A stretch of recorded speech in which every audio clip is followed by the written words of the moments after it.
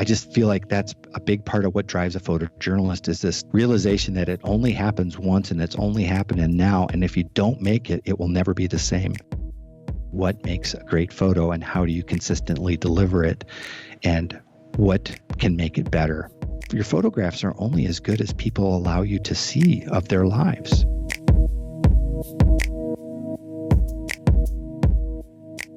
Hello and welcome to the Photo Forward podcast, the weekly show where we explore the stories behind some of the greatest photographers and visual storytellers the world over. From their photographic origin stories to finding work-life balance as creative professionals, to how to actually make a living as a photographer, cinematographer, or multimedia creator. We uncover what makes them tick and their shutters click. I'm your host, Ben Brewer. But before we get into today's episode, I want to give a big thanks to everyone who's listening, subscribing, and dropping a rating or review on the show on Apple Podcasts, Spotify, or wherever you're listening. It means so much to me to really start creating a community around the show. So if you want to hear more inspiring and creative shows like we've been producing, please head over to your podcast app of choice and give Photo Forward a review or a rating to help make this show reach an even larger audience around the world. All right, let's get into the show. Have you ever stepped back in your career, whether you're a visual creator or not, and thought, well, shit, is this it? Is this really as good as it gets? Is this what I want to be doing for the next X years of my life? Don't worry. That's a positive thing, despite however dark night of the soul it may feel in the moment. And you're definitely not the only one feeling that way. In the business and corporate world, yes, I know a lot of you will bristle at the very mention of that word, but hear me out. There's a really common expression or phrase that so encapsulates today's episode. When you get to the top of the ladder, you may find it is propped against the wrong wall.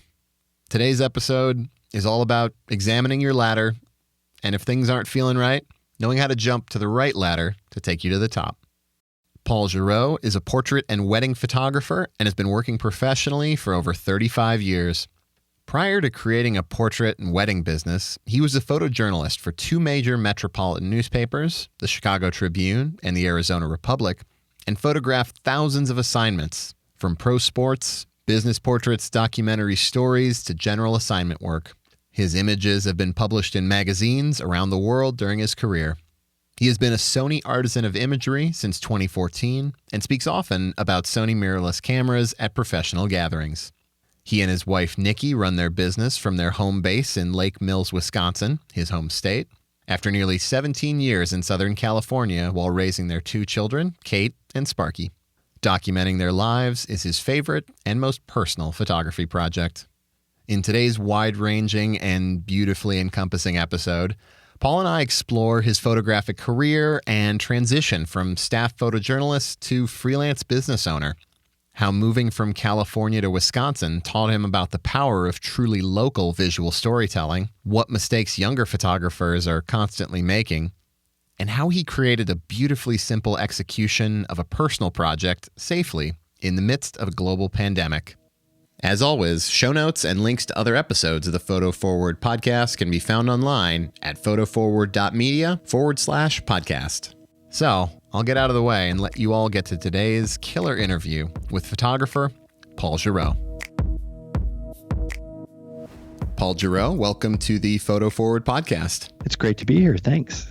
All right. Well, first off, just to kind of date the podcast a little bit, we are in the midst of the COVID-19 pandemic. So just firstly, are you guys staying safe? How's everything been for you? Oh, thanks, Ben. We're doing well. And I have two kids that are 10 and 14, and they're doing online learning through our school here at Lake Mills. And we're very lucky. We're very blessed. We're in a really small town. There's very little problems with COVID-19 here.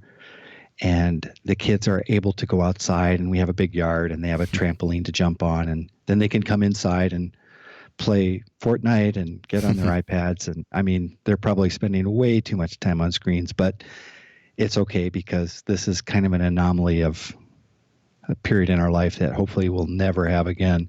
Yeah. So we're giving them a little bit of, like a little bit of leeway on this, but no, we're doing well. Thanks. Yeah, well, that's understandable given all of this, and that's good to hear that everybody's staying safe. So first, so I guess the thing on the heels of that I'd love to talk about is talking a bit about your porch portrait series that you've been working on during this time. So we all kind of got the same news. Hey, stay-at-home orders. This is what needs to be done to make things right. When did you think about doing a porch portrait series, and how's that been going? I started it right away in mid-March before all the lockdowns happened, probably right around St. Patrick's Day, just after that. When the NBA canceled it on March 11th, I figured, oh my gosh, that was pretty unprecedented. And I knew things were going to start to close down soon and just kind of like cascading. I went up to the state basketball tournament. Oh, I think it was earlier than 11th up in Green Bay for the local girls. And it was crazy to try to get there because it was just as COVID-19 was coming onto the scene and people were freaking out trying to figure out what to do. And so they only allowed a certain number of fans there, family members and fans, and then some media people. So I was able to go there and cover it.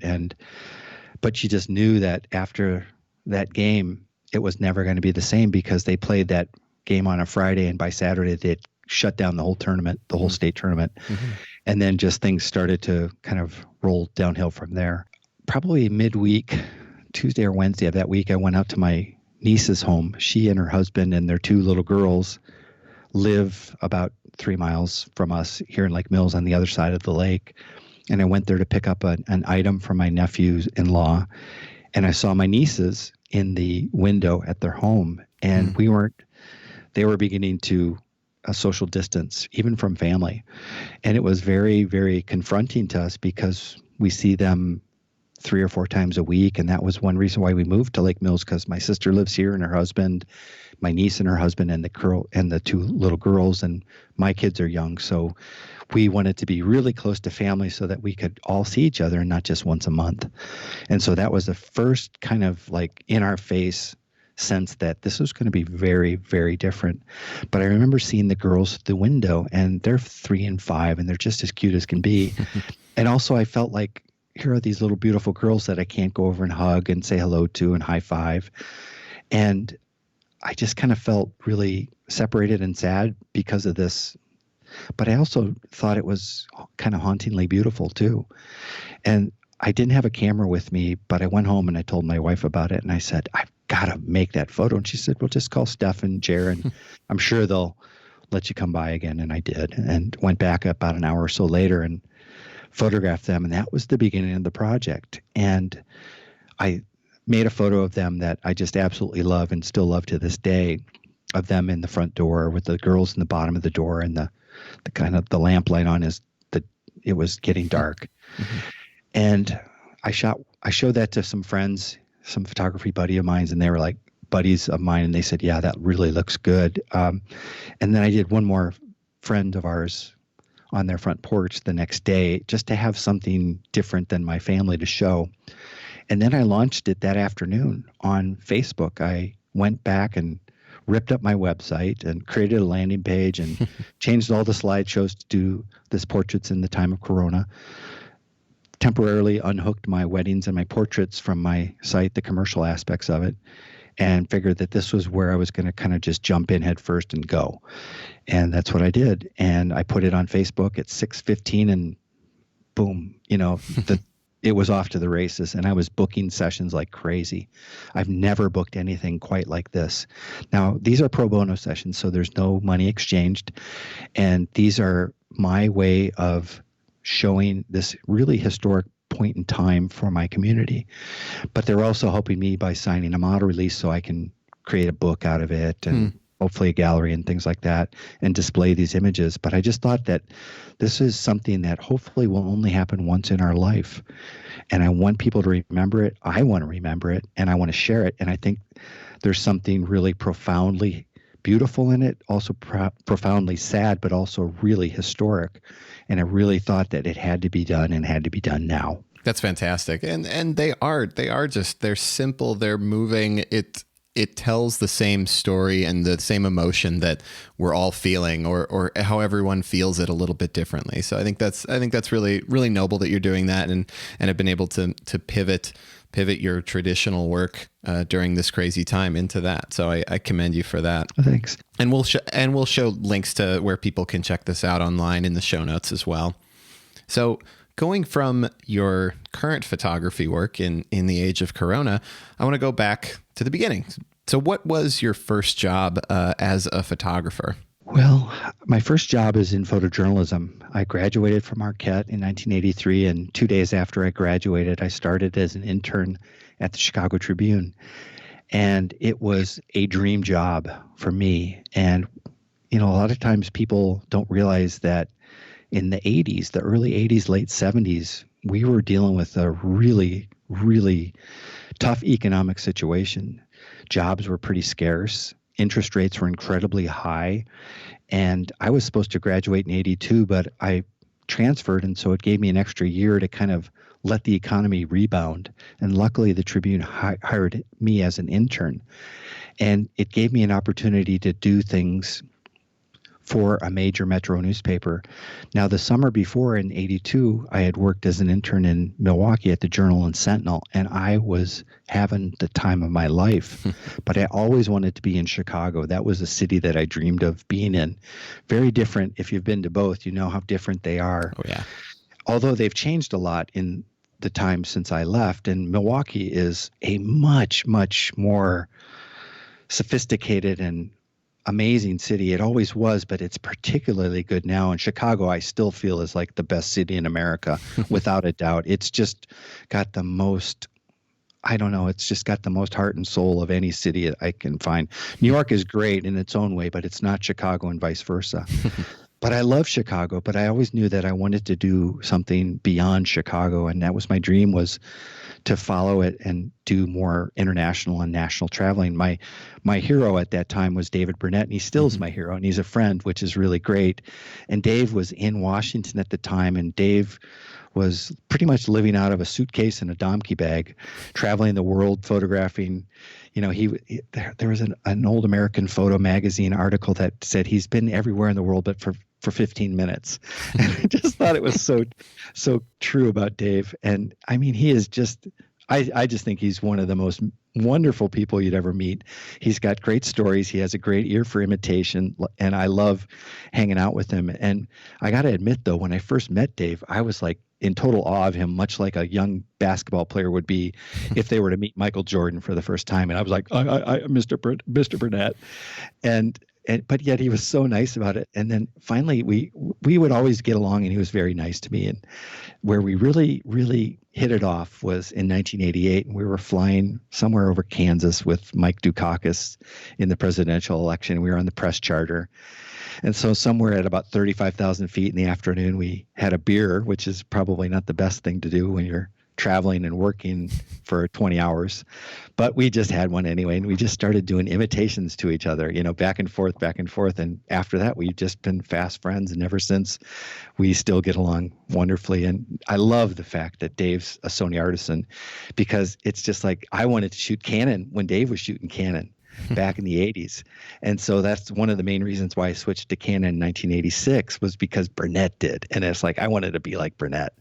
And so now I shoot Sony, and like Dave's shooting Sony too. And it just feels like the circle's complete. So did you always want to be a photographer? Did you kind of know that growing up? Ever since I was 12. I mean, for the most part, I started doing a Boy Scout merit badge, and I fell in love with it instantly. I can still remember, like most young photographers can, that first time that they ever saw a print come to life in the tray, and just thinking, oh my gosh, this is amazing. Because I'd always loved art. I'd always loved drawing, but I never was really good enough, I think, at it. But photography was this way to combine like art and my interest in sociology and history and news and current events, but also sports and things like that. So it was the first thing that I was able to find that just really fit to be able to combine all these interests and give me a reason to be somewhere. And that's what I wanted to do, is I wanted to see this stuff. It's kind of like with this COVID-19 stuff. It's like, I want to feel and see what it's like for these people who are being affected by this. And some of them are working, some of them are not. And I just feel like that's a big part of what drives a photojournalist, is this realization that it only happens once and it's only happening now. And if you don't make it, it will never be the same. And that's what continues to drive me as a photographer now. I do weddings and I do portraits and things like that, but I have always at the core felt that I'm a photojournalist and a storyteller above anything else. Mm-hmm. What did you think you learned the most in your time in that first job at the Tribune? One of the first things that I did is learned, coming away from those newspaper jobs, is you always had to deliver the goods. You always had to make something that you knew could make it in the paper. And so you would work to the point where you knew that you had something. And this was in the film days, so you didn't quite see it like you do with a digital camera. Mm-hmm. So you had to kind of like learn after experience that, yeah, I think I've got that. So now I can be free to kind of explore and try different things. But you always came back with something that you knew could work in the paper. And sometimes that meant like a flash on camera photo just to cover your butt. But you always began to learn what it took to deliver like the minimum viable product for a newspaper. And then it was always to go beyond that as well. So that's the kind of thing. But the other thing you learned is you learned to do 3 or 4 or 5 assignments a day for 5 days a week. And you got really good at making connections with people in a really meaningful way to get them to give you access to their lives, to make the photos that you would put in the paper. It was it was the real beginning to the realization that this was truly something that people would give you, not that you took. They would allow you into their lives to make photographs that would then be shared in newspapers, pre-online stuff. And it was probably the best training you could get on both the technical side, but also on the interpersonal side, because you realize that your photographs are only as good as people allow you to see of their lives. Mm-hmm. And you really have to give yourself into it. I mean, you have to really commit to be fully present with people in that moment. Right. It also was just such, especially the journal year, was just so good for really refining technique and learning what worked, what didn't work. And, as photojournalists, when you do so much, you begin to know what techniques will always deliver the goods, whether it's a backlit 180 millimeter shot at sunset, 1/250th at f2.8, 400 ISO. You just knew it like the back of your hand. And that was one of the things that I learned in all this daily practice. So who were some of your mentors during that time, and what do you think you learned from them? Well, I learned from Mark Hertzberg, and Mark was at the Racine paper, and he's subsequently retired, but we're still friends, and we get together once a month with a group of photographers who do kind of a luncheon. We'd go to we'd go to Delafield, and we'd go to this Paul Revere's Inn and just get together. We haven't done that because of the COVID stuff. But Mark, when I was a student at Ripon, Ripon College was a small school in the center part of the state that I went to before I transferred to Marquette and got a journalism degree. But I wrote to Mark because he had gone to Beloit College he had gone to Lake Forest. I'm sorry, he'd gone to Lake Forest. And so both of these tiny little Midwestern schools, and he wrote to me and was very, very helpful. And I'll never forget that. And then I spent a semester in 1980 in Chicago, and John White at the Chicago Sun-Times, before he won his Pulitzer, was teaching at Columbia College. And when I got there, I said, I'm going to meet John. I don't know how, but I'm going to meet him. So I called up the newspaper and finally got through to him, and then we eventually met for lunch. And it was ironically the same night that his class was going to start at Columbia. He taught a class one night a week from 7 to 10. And it was made up of students who are trying to be photojournalists or just to take it as a part of their photo curriculum. But then what happened after 10 o'clock is they had to kick John out of the school because he would stay so late. And then he would go to the Billy Goat Tavern down in Lower Wacker in Lower Michigan, and we would close the Billy Goat sometimes. But all of his older students would come in from his previous classes. So I got to become friends with them. And I mean, I just was having the time of my life. And John was such a huge, huge influence on me. But then other photographers that I work with, like Ovi Carter, Phil Greer, Chuck Cherney, Eddie Wagner, Bob Langer at the Tribune, Jerry Tomaselli.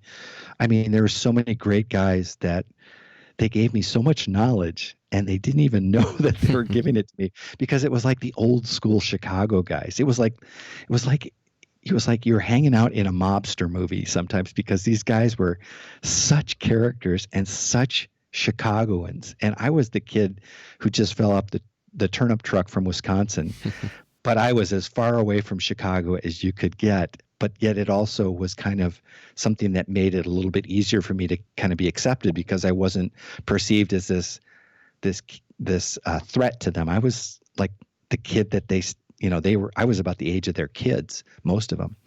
And I was really baby faced, and I looked like I was 15, and they were all very nice to me. In fact, one time, a year after Harold Washington had been mayor, he was the first African American mayor in Chicago, and a reporter and I went to meet him, and George introduced me to the mayor, and he said, Mayor, this is Paul Gero. He's with the Tribune. And Mayor Washington looked me up and looked me down. And he goes, "You must be the youngest photographer in captivity."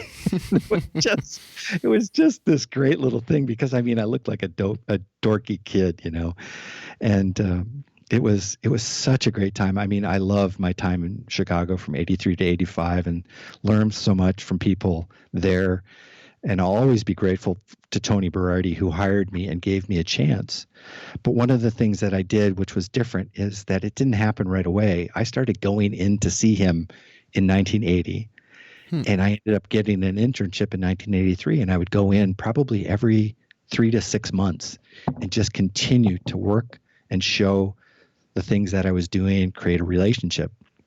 And what happened is, at the Milwaukee internship, I had seen him before it started, and I'd shown my work, and then I showed him almost an entirely new portfolio in 3 months' time, including coming in with a stack of newspaper clips, which was common when you were back in the day. And he said something to me. He said, "Are you the only one working there?" Which obviously wasn't the case, but I was really prolific that year, and I had set a goal to change my portfolio from that summer, and pretty much did that entirely. But that was when I knew that he had seen something different, and it was when I began to see that he was seeing this real progression very quickly. And then the next year, a year later, I was offered an internship there, and the rest is, as they say, history. Yeah, I think that definitely speaks to the power of practice. I think that regular repetition, just like you said, shooting 5 days a week. I mean, that has to make you a better photographer by definition. And it's a shame, I think, too, Ben, that there's just so many photographers that don't have the benefit of that anymore, because newspapers aren't what they were, and the staffs aren't big. And I mean, the other thing is a lot of the older staffers in newspapers now are gone. They've been pushed away or bought out. And I learned more from the older photographers than I learned from the people who are closer to age to me. And I don't know why. Maybe I was a competitor to them, or they thought of me as a competitor. But the older guys, the guys who were 20 and 30 years older than me, maybe saw me as like their nephew or as their kid, and they just wanted me to do it right. And they would just like beat it into my brain about how to do things. And a lot of it was just learning to deal with that kind of generational difference. But I learned more from them than I could even imagine I would have. And it was a big part of the building blocks of a career in photojournalism. I'd love to get into the transition between the Trib and Arizona. Oh, yeah. Well, I was in DC in 80, 85. And then after Bush 41 got elected, the Tribune wanted me to come back to Chicago. And I didn't really want to come back. It wasn't that I loved DC, because I really did not love it. But I just didn't want somebody telling me to come back to some place that I didn't necessarily want to go back to. And so I decided to leave. I was 29. I was a kid, and I didn't have any wife, kid, house, or anything like that. So I just said, well, I'm going to try to freelance here. And so for 18 months, I had a contract with Sigma, which was a French agency at the time, doing Washington work. And I got to the point where I was like, I knew I didn't want to make photos of people at microphones in Washington for the next 30 years. And I just had to get out of there.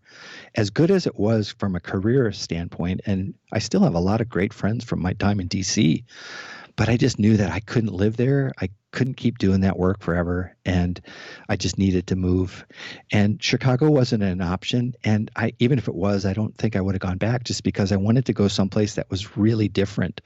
And I had heard through the grapevine that Arizona was looking for a photographer, and I had worked with Howard Finberg at the Chicago Tribune, and he was now a managing editor out in Phoenix, and we connected at a conference in DC earlier in the year, and we just talked. And I called him up and I said, I saw you look very happy and you looked really engaged and excited about what you were doing out there. And I thought maybe there was a place for me out there. And it began a process of about 4 months of talking to them, going out there to interview, and subsequently getting offered a job and then going out there. What do you think drives that wanting to go to somewhere new? Moving all over the place to Chicago, to DC, Arizona. What kind of drives that? Part of it is it's kind of like George Bailey in It's a Wonderful Life. He just wanted to see the world. He didn't want to be stuck in a small town. And I kind of felt that way. It's like I just read about these places and I just wanted to see them. And I wanted to experience life for myself, not through somebody else's view, but mine. And, the ironic thing too is that just before I left from DC for Arizona, I had photographed the head of he was the Italian newspaper. I can't remember the name of the paper. And he was doing a book on America. And he was actually from Genoa, where Columbus was from. And he goes, Americans are so interesting. And I told him I was moving to Arizona. And he goes, do you have any family there? And I go, well, I have a first cousin out there. And he goes, so you're basically moving almost all the way across the country for an opportunity? And he kind of shook his head and he goes, Americans are just so different than most Italians, because that's such an American thing to do, is to pick up and just go for a chance that there's an opportunity. And I didn't know how it was going to turn out. And I figured, if it doesn't work, I'll come back or go somewhere else, And I went out there, and it was actually probably one of the best things I could have done for my career, because even though it was a smaller paper than the Tribune and not nearly as prestigious, I did far more work in Arizona that was much more varied than I would have had I stayed in Chicago. Because in Chicago at the Tribune, you pretty much got stuck in doing a lot of things. Like if you were a night guy, you were doing a lot of society jobs, occasionally some sports, picking up film from the sports photographers, because they had 3 sports photographers who did nothing but sports. Mm-hmm. And they had a studio that had maybe 2 or 3 photographers who did all that kind of lighting stuff. And I love to do things like that too, because I was just trying to do a lot of different things. And so it was much more varied in Phoenix, and it was a big paper. It was the paper of record, but it wasn't as big and as cumbersome and bureaucratic as the Tribune was. And so it was really probably one of the best things that I could have done for my life and my career. And subsequently, I met people through that, because I moved, that eventually led to me meeting my wife and, all that kind of stuff. Those little decisions you make that eventually change the course of your life in a big way. It starts at those little micro decisions.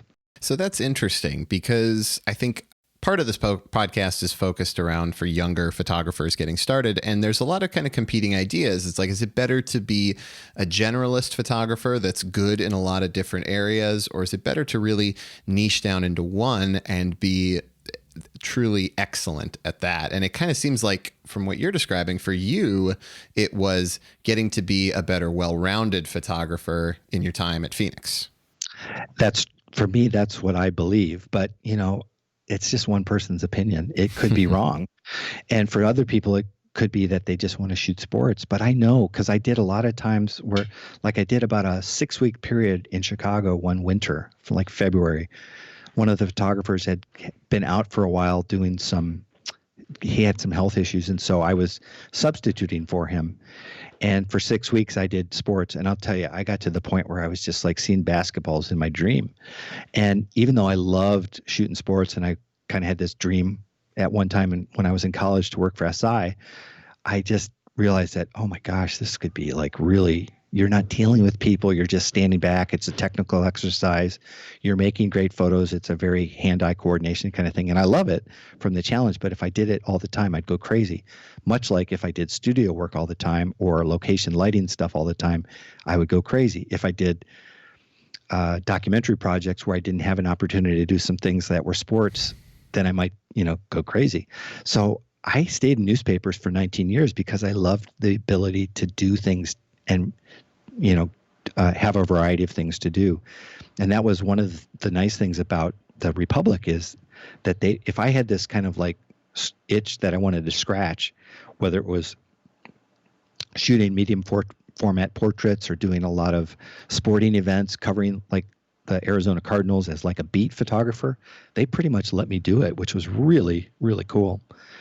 So I don't know if I have any answer for these kids who are coming up because frankly, I just always felt like if I was doing a sports event, I wanted to shoot it like Sports Illustrated. If I was doing a business portrait, I wanted it to be as good as Fortune magazine. If I was doing a documentary project, I wanted it to be in Life magazine or National Geographic. So I always looked beyond where I was to set the standard and set the bar. And I always felt like if you could create that kind of work, you could get to that level. And I just felt like I always had to be looking beyond where I was at to get better at where I was at because everybody can improve and nobody comes out of the womb as a great photographer. They all have to kind of refine their skill sets and get better and better and better. And now one of the things I'm trying to do is more video. So I'm trying to learn audio and learn lighting and, video lighting and working the camera because it's a totally different ballgame than working with stills. And so it's, again, that constant process of always trying to improve and get better because I always felt like if you can bring your skills set up, you can do pretty much anything you want or need to do. Yeah, and there's something to be said for bringing in some of the aspects or mindsets or skills from one realm of photography or video into another. I agree. And I actually think that photojournalists are the most complete photographers on the planet. And I'm totally biased, of course, but I feel like these are photographers who can go into any situation, whether they're photographing a CEO, the president, or if they're photographing some person who happens to be down on his luck on the street. And they're going to be able to make empathetic conversation and be able to engage them as people.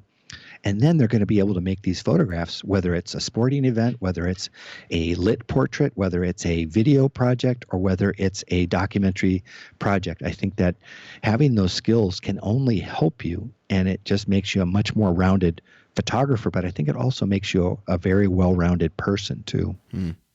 How do you, I was going to go on, but I kind of want to touch on that a little bit more. How do you think being a photographer has changed you as a person?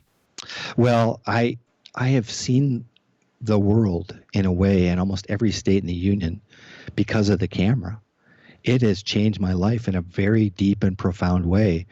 It's allowed me to meet, achieve my dreams. It's allowed me to live where I want. It's allowed me to do pretty much what I want to do for a living. And yes, it has responsibilities, but I want that to be kind of a marker for my kids so that they see that it's possible that you don't necessarily have to do a Monday through Friday, 9 to 5. Not that that's bad, but that's just not what I wanted to do. I worked one summer between my senior year in high school and freshman year in college, and it was in the local one of the factories in my hometown, and it was a great job. It paid more than anything I'd ever done in my life. Up until that point, it was much higher paying than fast food, working at the Pizza Hut or the A&W root beer stand, which I had done. But when I did that job, even though it paid me more, I realized how incredibly mind-numbing it was for me. And it was physical, and it was assembling hydraulic jacks. And you'd put your hands in these chemicals, and you probably should have worn gloves, but I was too damn impatient. And you'd reach in and you pull these metal pieces out, and then you would just assemble these parts. And it wasn't that I couldn't do it, but I just couldn't imagine doing it for 20 years. And some people do it, and that's what they want in their life. And I'm not judging that, because that's a very important thing for people to know who they are and what they want to do. But I knew that I had to go to school and I had to get a degree, because I did not want to be dependent on that for my livelihood. I wanted to see the world, and I wanted to see it through the eyes of a journalist.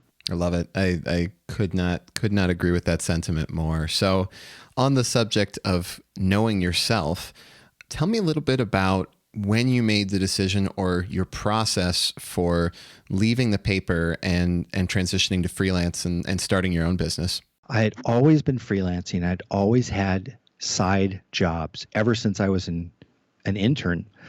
And I always thought that was really important. I wanted to have my own gear, as much of it as I could. And I also wanted to never be totally beholden on one paycheck. I always felt like that was kind of a deal that I didn't want to make. And I always felt like I had to have other irons in the fire, because one, I had those dreams to go beyond the newspaper. But I'll tell you, it was hard to leave, because it was very easy to get locked into what we used to call the golden handcuffs of working for a newspaper. And you'd get the pension, you'd get the cameras, you get the car allowance and all that kind of stuff, and a fairly decent salary, not bad, but not great. It was a good salary, but it wasn't a great salary. And I just got tired of having somebody decide for me if I was worth a 1% raise a year or 3.5% raise. I just got tired of that, because I felt like there was a lot of politics that got involved with it. But what happened was I met my wife at a wedding in 2000, and I'd photographed weddings for 2 other friends before that wedding. And I realized that doing wedding photography, I was doing everything that I always loved about photojournalism storytelling. It was a beautiful event. You had time to be there. They wanted you to be there. And there was a payoff in good pictures. It was just a really important event spiritually, as well as in the history of that family. So I thought, this is everything we always wanted to do as photojournalists, but yet we look down our nose at it because it's wedding photography. And I began to lose that kind of snobbery over wedding photography, which I had harbored for a long time, because when I was a kid, and I was 15 or so, I was working for my local hometown portrait studio, and things were different in the 70s. Film was what people shot on back then for studios, and they had to kind of create a product that was predictable and deliverable to every client. And that I couldn't understand it. I was a dumb kid, and I thought these photos, and they would literally have a list of the photos that they would make so that they could deliver a very repeatable album for clients from one to the next, while maintaining their profit margins. And I get that now, but at the time I thought, gosh, if this is what wedding photography is, oh my gosh, I'd rather drive spikes through my eyes. It's horrible. But then I saw Dennis Reggie, and actually even long before I met Dennis, I photographed my sister's wedding. And I said, look, I'll photograph your wedding, but I'm just going to shoot black and white and Tri-X, and I'm just going to shoot what I see, and I'm not going to set up any of the group photos. And she had hired a professional local photographer who did all that stuff on a 645 camera, medium format camera. And I was just free to roam. And I was having a great time. But then, like when you're in newspapers, people would always ask you, would you mind photographing a wedding for me? And we'd kind of roll our eyes and think, oh gosh, okay, but I won't do it like a wedding photographer. Yeah. That's why we want you. So as long as they could agree to those terms, then it was fine. But I still had this kind of like snobbish contempt of wedding photography. I thought, oh God, I'm a photojournalist. I don't do that stuff. And boy, it's so funny when you're young and you have those kind of ideas. And then as I got closer to 40, I started to realize, newspapers are great, but, I got tired of showing up for people on their worst days. And I wanted to be where somebody was having their best day. And that's what I found at a wedding. So what went into that decision to finally one day transition and say, I'm no longer a newspaper photographer. Now I'm going off on my own? It had been building over time. In 97, I had kind of this epiphany as I was getting closer to 40. And I was thinking, when I was a kid, all I wanted to do was work for SI, Sports Illustrated. And so in January of that year, I set a goal. By the end of the year, I wanted to begin to do some freelance work for them, because I figured that would be my path out of newspapers, is to do work for the magazines based in Phoenix, traveling and things like that. And so I did a lot of that freelance work, and eventually did an assignment for Sports Illustrated. And as I did that work, I really enjoyed it, but I didn't enjoy that the editorial type of existence, which was doing an assignment, waiting for the phone to ring, and then sometimes waiting 60 to 90 days to be paid. I just thought that was bullshit. I'm sorry. But if we delivered our photos with the same alacrity that they would often pay us in editorial rates, they would never have a publication. So I just thought that they weren't taking care of the people who were basically taking care of them, because a lot of times the editors were staff, and they didn't realize they were getting paid every week or every 2 weeks, and they got their benefits, but freelancers weren't. And I thought, I kind of gave up on that dream of doing editorial freelancing, because I realized I was such an island out in Phoenix. I didn't have any real point of contact with people other than over the phone. Whereas when I was a news photographer, I could go into an office, I can have eye-to-eye conversations with people, I could build my alliances, I would get paid. Granted, it wasn't unlimited, but at least it was a really steady job. And I realized that I had to do something else, because the idea of leaving newspapers for magazines, eventually I realized wasn't going to work for me. And then I had to kind of like swallow my pride at the time and think, well, maybe it's weddings. And when I met my wife at a wedding, and we were engaged after 10 days and married a year later. And then when after we got married, I said to her, what would you think of us moving, selling our house and moving? Because she is from South Africa and gave up a job in advertising in Cape Town to move to Arizona to be with me. And then she was now able to work. She had her green card and her Social Security card, so she could actually get a job legally. And it was right after 9/11, so it was like not a great time to be quitting a perfectly good job. But in spite of that, we did. We sold our house, and 6 weeks later, I gave my notice and left. And I always wanted to live in California. I wanted to try it. I never wanted to be afraid of a city, and LA scared the hell out of me because it was so big and so massive. And I just didn't want to live my life like that, having that big block of fear. But I also felt like it would be a very good place to go to set up shop as a wedding photographer, because you could theoretically do it for 10 to 11 months out of the year. Mm-hmm. And I just also got to the point where, as I didn't want to look back at when I was 70 and say, it would have been so nice to try that and do it. So she was game. I mean, of course, says a lot about her. She moved from South Africa to be with me, and then she moved again. So we just left and went to Manhattan Beach, and we had a blast and started to build a business. And for the next 17 years, we lived in California. That's fantastic. And as you're building that business, when during that process did you start doing more kind of teaching and seminars and presentations and trying to share what you've learned along the way? It's funny because right around 2003, I'd done an article for some online site about digital versus film. It was during that early period of early digital, and it was pretty god awful compared to film. And there was there was the early digital adopters, and then there was the kind of like the holdovers like me who were dragging and screaming to shoot digital when we'd rather shoot film. But I wrote, I thought, a pretty balanced article about it, and some British publisher reached out to me after seeing it. It was actually on the WPJA site, the Wedding Photojournalists Association site. And he said, would you be interested in writing a couple chapters for a book on digital wedding photography? And I said, yeah, sure. Well, I wrote the book and got published. And then I sent it to a friend of mine, Dave Metz from Canon. And I had known Dave since the Chicago days in the early 80s. And then he was running their Canon Explorers program. And I'd known a lot of the Canon reps at that time because they were friends as much as they were professional relationships, like Mike Shearis and Amy Kwadler and Michael, like Bobby Malish and folks like that. And I sent him the book, and I said, hey, Dave, I just wanted to send you a copy of the book.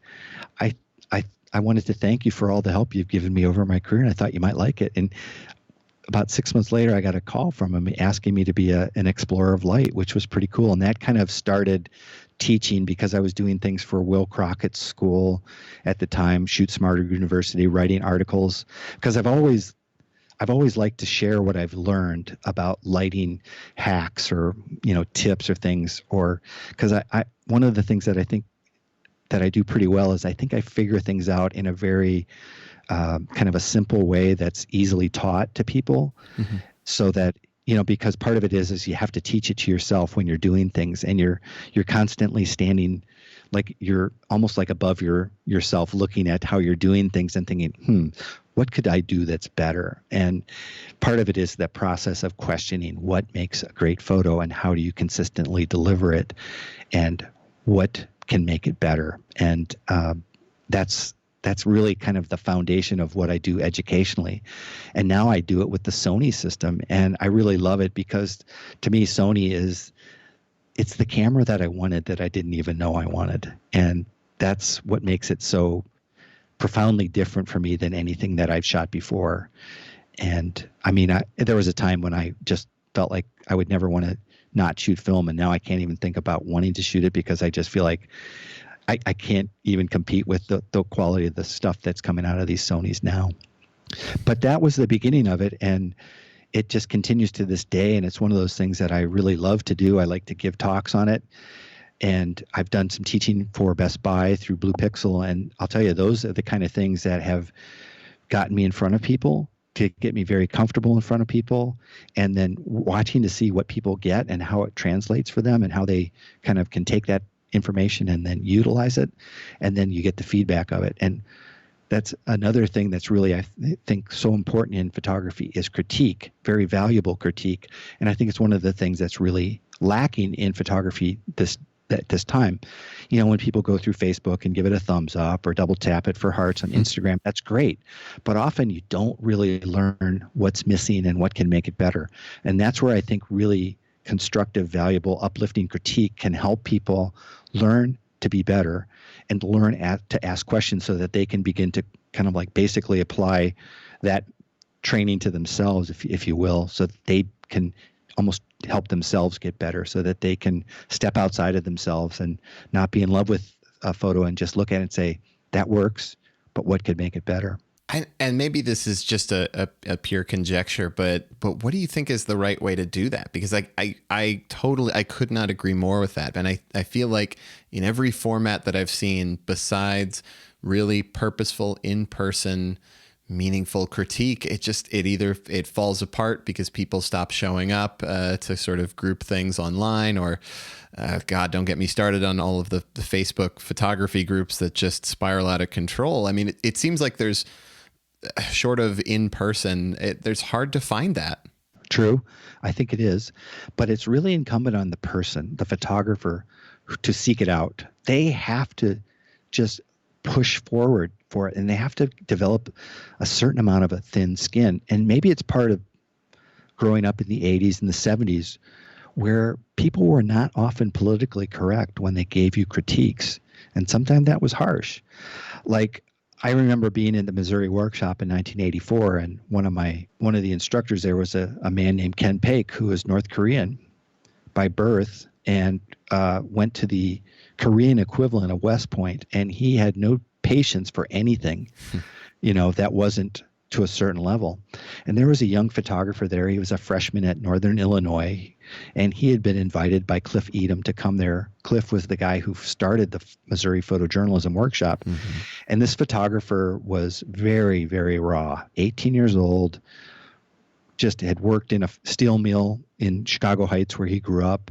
He came from a very humble background. He did not have a lot of money, and he had a lot of drive.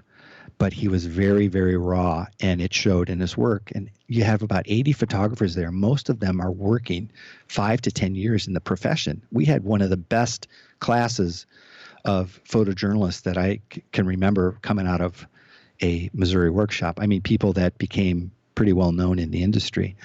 And this photographer would get his work reviewed by Ken Paik every night, and he would sit on a table in the back of the room. And after day 3, everybody knew who shot what, and you could almost hear like the entire room let out a collective sigh and a groan, because it's like, oh, shit. It's going to be his critique coming up, and they just knew he was going to get hammered. And Paik would get up there, and he would speak to him, and he would go, "What is this shit?" I mean, and the whole room would just kind of like cower. Mm-hmm. And I would just kind of like feel so bad for that guy. And I thought, oh man, there's a guy who's going to get out of photography. But he didn't. He didn't. In fact, by the time he was a senior, so 3 years later, he was a finalist for the Hearst competition. And he ended up getting hired at the Chicago Tribune right out of college, just like me. And he's one of my dearest friends now. His name's John Kringus. And I'm his son's godfather. And I thought for sure he was going to leave photography. But he said no.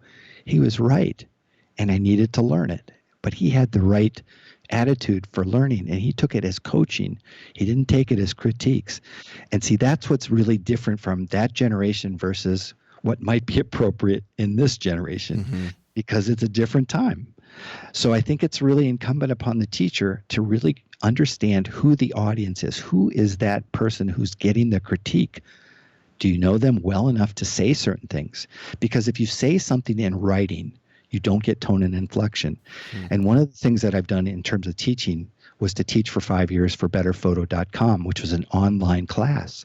I had to write critiques every week, and I had to write them in a way that would build people up and not tear people down. And I knew that if I was angry about something, I was like frustrated because I was constantly seeing the same things happen for 95% of the photographers. I had to kind of just get to a point where I was calm about it, because that would come through in my critique, and I didn't want that to come through.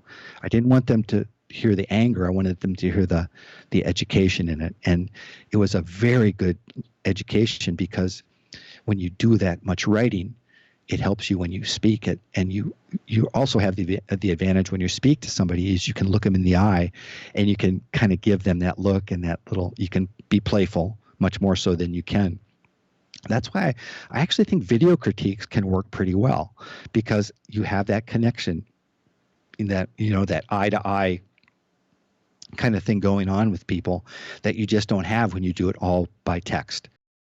I think you really have to know who your audience is, how they learn, because some people learn by showing, some people learn by hearing, some people learn by, by touching, by doing it, tactile things. So learning kind of all those modalities is very, very helpful. And I just feel like you gotta be human. You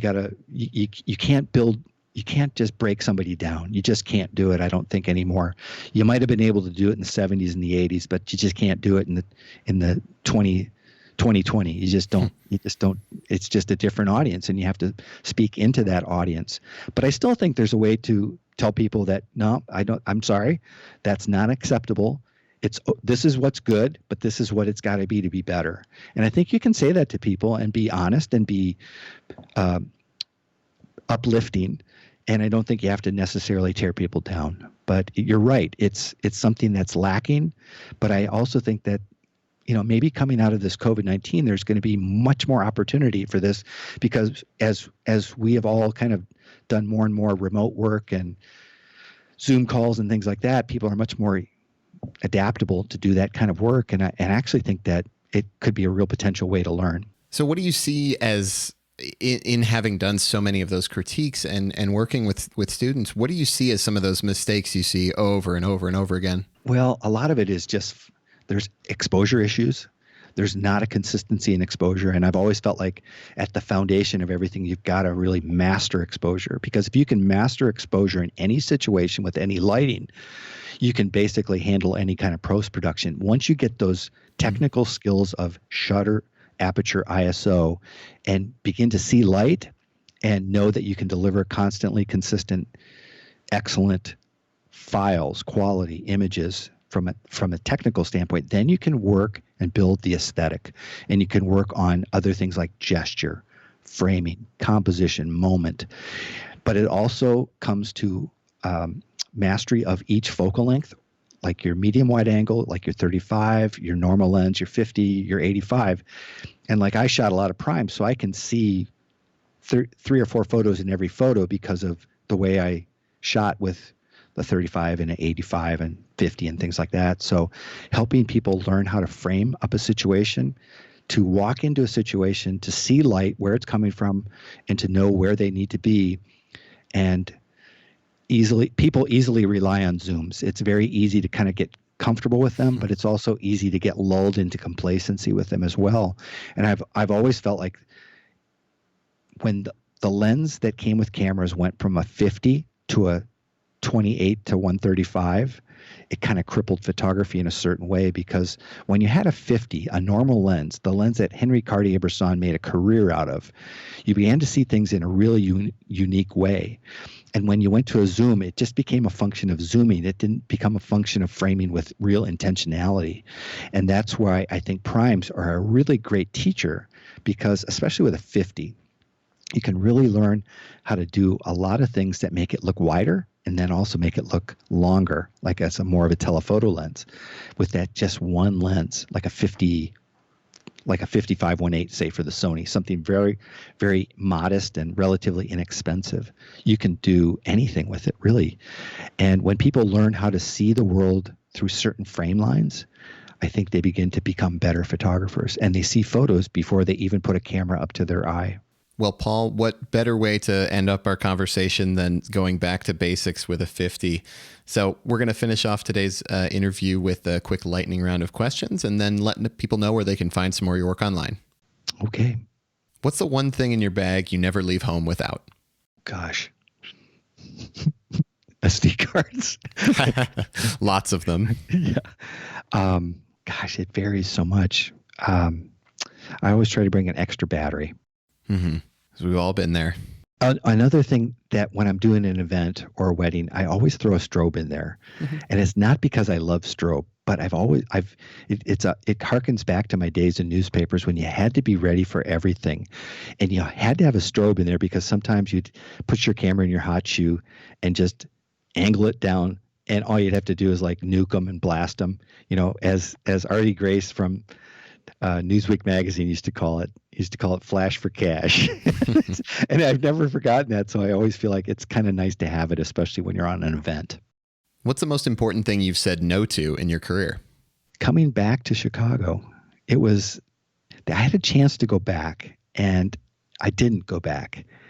And it was a very difficult decision, but I'm glad that I didn't go back, because it's hard to go home again, although I am back in Wisconsin now. But at that point in my career, it just wouldn't have really served me to go back to that place, because I felt like I would have just been going over the same ground. I wanted to try something new, and that's why the West kind of called me to go out there to Phoenix. And I'm glad I did, because that changed the course of my life, and every facet was that one left turn as opposed to a right turn. Mm-hmm. What keeps you up at night?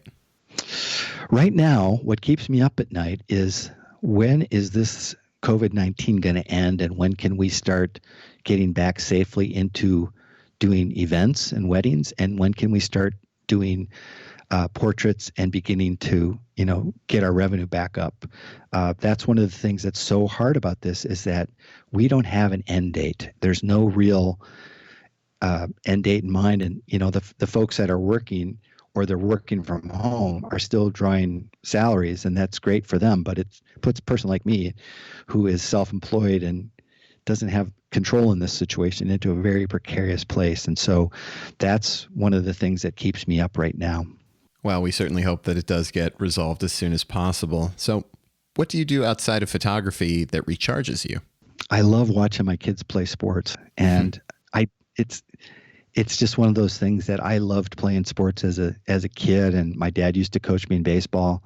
And while I don't coach my son in baseball, I just love watching the pure joy in his face. Now, it's not quite totally away from photography, because I do go to these games and I photograph them, because I can't just be a dad who sits on the stands and watches but doesn't shoot it, because these photos would be in my brain forever, and I would be so sad that I didn't have them to pass on to my kids. Because I would love to have a photo of my dad and me, or even just my dad down on the third base line holding his clipboard and his scorebook, but I don't have those photos. So I want to have those photos of my kids playing sports.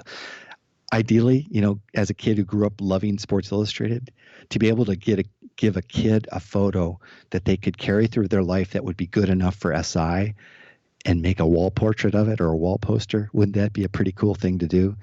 So I shoot a lot of sports here for these local kids, and a lot of them I could just post them so that they can download them, because I really think it's important for them to have them. I love it. I love it. What advice would you give to a student graduating from university today that's considering a career in news or photography? Well, news and photography are two different things. If they're considering a news career, I'm probably not the person to ask for advice, because I've been out of the game for a while, but I could probably point them to the right people. But it's a different ballgame than it was when I was in it. And I wouldn't want to be the person to dash anybody's dreams, because I had enough of that happen when I was a kid. But I always want them to think about what do they really want to do? What do they want their work to do and say in the world? And I actually think that our future might be in video, because I think when 8K gets normal, I think that's going to mean a 32 megapixel still file. And I think eventually they're going to be taking stills out of video. I don't know when, but maybe some other time. And I really think it's really important for them to learn how to tell stories, both with still cameras, but also as videographers. Well, Paul, this has been a fantastic conversation, and loved hearing all of your insight from both the news world and beyond. So finally, where can people see some more of your work and connect with you online? Sure. You can find me on my website, which is Paul, F as in Frank, Gero, Gero.com. You can find me on Instagram at Paul Gero, Paulgero.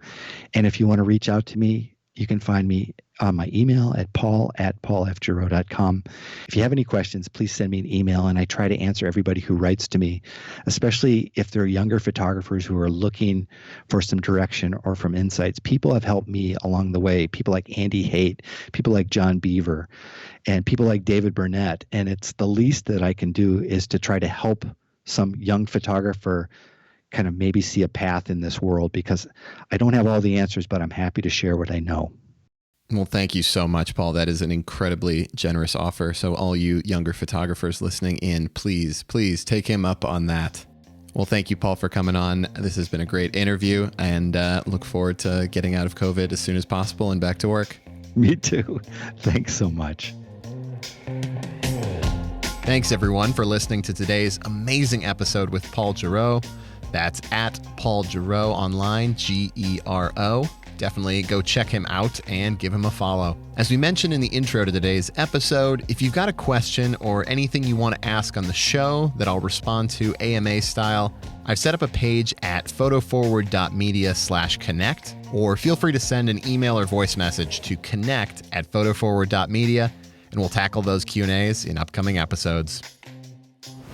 Enjoying listening to the Photo Forward podcast? Want to hear more thought-provoking, engaging discussions about photography, creativity, or freelance business? Well, this is where you come in. We want to get the word out as wide as possible about Photo Forward and reach as many listeners as possible. And the best way to do that is through reviews and recommendations on iTunes, Spotify, or wherever you consume your podcasts. If you want to support more engaging and intimate conversations with photographers, cinematographers, and storytellers the world over, head on over to the Photo Forward page and drop a review to let me know how you all are enjoying the show, or even just a rating. It means a ton to growing the show, and I personally read through each and every review to make the show the best damn visual storytelling podcast out there. Thanks for listening, everyone, and as always, keep seeing, keep thinking, and keep putting your best photo forward. Catch you all in the next one.